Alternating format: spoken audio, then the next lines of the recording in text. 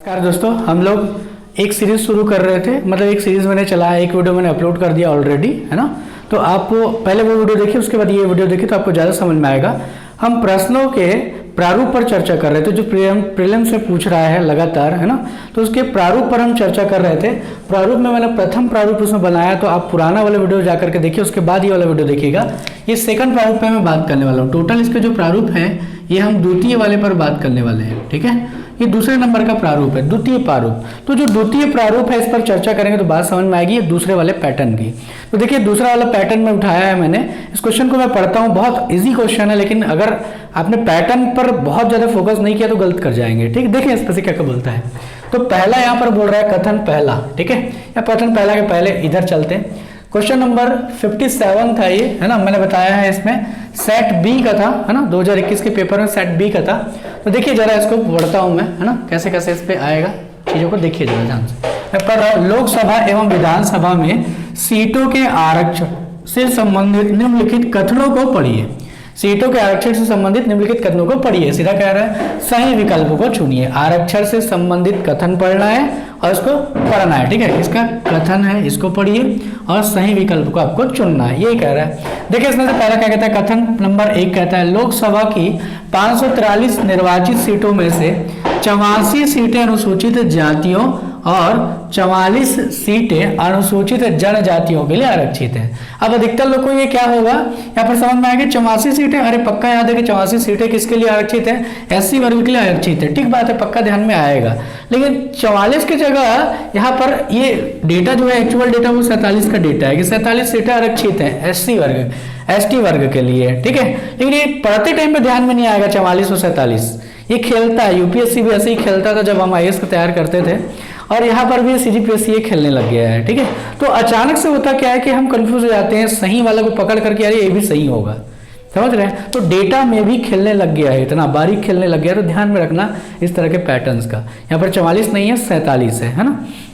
देखिए इसके बाद दूसरा कथन क्या कहता है, किसी निर्वाचन क्षेत्र को आरक्षित करने का निर्णय परिसीमन आयोग द्वारा लिया जाता है। अब ये थोड़ा बहुत भी अगर आपने निर्वाचन आयोग पढ़ा होगा या आरक्षण व्यवस्था पढ़ी होगी तो उसमें पढ़ाया जाता है परिसीमन आयोग है। परिसीमन आयोग मतलब जो सीमा का निर्धारण करती हो कि कौन सा सीट कैसा होगा, ठीक है। तो परिसीमन आयोग का निर्धारण स्पष्ट रूप में भारतीय संविधान कहता है। तो भारतीय संविधान में परिसीमन आयोग द्वारा लिए गए निर्णय से ही क्या होता है, कोई भी सीट आरक्षित घोषित की जाती है, ठीक बात है। ये बिल्कुल कथन सही है इसका। तीसरे नंबर पे कह रहा है परिसीमन आयोग की नियुक्ति लोकसभा के स्पीकर के द्वारा की जाती है। सबसे ज्यादा हंसी वाला कुछ था इस पे, तो यही था, समझ रहे हैं। सबसे ज्यादा हंसी वाला यही है, क्योंकि लोकसभा के स्पीकर द्वारा कैसे की जाएगी भाई नियुक्ति। लोकसभा के स्पीकर के द्वारा नियुक्ति जब भी की जाएगी, वो अपने समिति जब बनाते हैं, लोकसभा के अंतर्गत आने वाले जितने भी सदस्य उनकी जब समिति बनाते हैं, लोकसभा की समितियां, है ना। जैसे कि आप पढ़ते होंगे संसद की समितियों में लोक समिति, प्राक्कलन समिति, इस तरह की समितियां, उस पर नियुक्ति करता है ना स्पीकर। स्पीकर कहाँ से उठा करके यहाँ पर परिसीमन आयोग का डालेगा भाई, ठीक है। इसमें राष्ट्रपति भी होता तो थोड़ा सोचते हैं हम, ये किस तरह की चीजें को क्वेश्चन है। एकदम रॉन्ग, एब्सोल्युटली रॉन्ग, एकदम गलत, अति वाला गलत जिसको बोलते हैं, ठीक है। अब ये वाला अगर तो आपको आंसर नहीं पता, ये 47 का डेटा कई बार दिमाग में नहीं आया होगा, लेकिन ये अगर आपके दिमाग में आ गया मतलब आपको पक्का पता चल गया है कि इसका आंसर 3 नंबर वाला तो नहीं है। तो 3 नंबर वाला गलत है। कौन बोल रहा है यहाँ पर, ये 3 नंबर वाला गलत बोल दे रहा है। ये 1 2 3 सभी सही है बोल रहा है, तो गलत है भैया, ये तो ऑप्शन ही गया है इसका। ये 3 सही है बोल रहा है, 2 सही है बोल रहा है, ठीक है। यहाँ पर क्या बोल रहा है, 1 3, ठीक है। इसके बाद 3 गलत है, ये भी ठीक बोल रहा है यहाँ पर, ठीक है। 3 सभी सही है बोल दे रहे, ये भी गया यहाँ से, ठीक है। अब हम लोग को सोचना है किस पे, 47 सीट वाले पे। तो पहला वाला भी क्या था यहाँ पर से क्वेश्चन इसका, ये गलत था, क्योंकि 84 सीटें अनुसूचित जातियों की, तो 47 सीटें अनुसूचित जनजातियों के लिए आरक्षित। तो पहला कथन भी इसमें गलत है। तो पहला और तीसरा दोनों गलत हो गए, पहला व तीसरा दोनों गलत है कह रहा है, ठीक है। लेकिन दूसरा नंबर सही है कह रहा है, आंसर में ये आ जाएगा। ये वाला भी चेक कर लो, कथन 1 सही है लेकिन कथन 2 एवं 3 गलत है, गड़बड़ है। 2 तो सही है, इसको गलत नहीं बोल सकते। ठीक बात है। तो इस तरीके से क्या हो रहा है, क्वेश्चन बनाया जा रहा है। ध्यान से आप देखो, इसमें दो चीज आपको सीखने को मिलेगी। एक तो क्या कर रहा है, डेटा के साथ खिलवाड़ कर रहा है, तो आपको डेटा स्पष्ट रूप में याद होना चाहिए दिमाग में, उसमें अगर खेल रहा है तो आप क्वेश्चन का आंसर लगाने से बचना, नहीं तो क्या होगा, नेगेटिव मार्किंग के चांसेस है वहाँ पे। ठीक, दूसरी बात क्या है कि इस तरह की चीज़ों को बचना, नियुक्ति वाली बहुत बहुत बड़ा मिस्टेक है यार, इस पे समझ रहे हो ना कि परिसीमन आयोग की नियुक्ति लोकसभा स्पीकर द्वारा करवा दे रहा, बहुत ऊट पटांग टाइप का है। ऐसे गलतियों को एकदम स्पष्ट रूप में, लेटेस्ट रूप में पकड़ना, एकदम एक्सक्लूसिवली दिमाग में रखना कि अरे ऐसा है मामला। ठीक है, खासकर मैंने देखा है कि संविधान के क्वेश्चन में चीज़ें ज़्यादा देखने को मिलेंगी।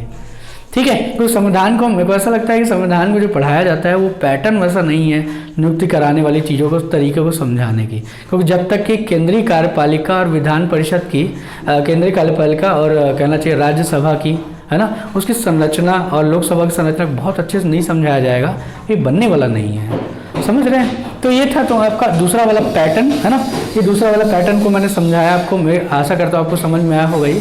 ठीक है, तो ये दूसरा वाला पैटर्न था, एक एक करके मैं वीडियोस में और डालते जाऊंगा, है ना। और मैं भी अपने संस्थान में टेस्ट सीरीज शुरू करने जा रहा हूँ, तो उसकी डेट मैं जल्दी घोषित करूंगा और एक शेड्यूल भी है ना, मैं जैसे ही वीडियो अपलोड करूंगा आपको ये पता चल ही जाएगा।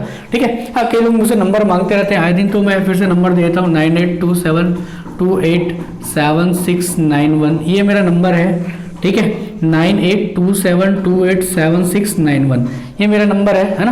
तो इसमें आप कॉल करके टेस्ट सीरीज की भी जानकारी ले सकते हो, और जो भी आपको इस तरह के फॉर्मेट में चीज़ें समझनी है उसको जानकारी आप ले सकते हो। बस ध्यान में रखना क्या करना, कि टेस्ट सीरीज ऐसी चीज़ों पर करना कि इस तरह के पैटर्न्स उसमें दिखे। अगर पैटर्न्स नहीं दिख रहे हैं तो फिर समझ रहे हैं ना, यही वाला हाल है। ठीक है, तो मेहनत करिए सही तरीके से, है ना। किसी भी तरीके की हेल्प लगी है तो मुझे लगे तो मेरे संस्थान पे कॉल करिए, यही नंबर है। ठीक है, और मैं खुद ही बात करूंगा, है ना। किसी भी तरह की आपको दिक्कत को अपन सॉल्व करेंगे मिल बैठ करके, है ना। तब तक के लिए बहुत बहुत धन्यवाद, मिलता हूँ किसी नए वीडियो में।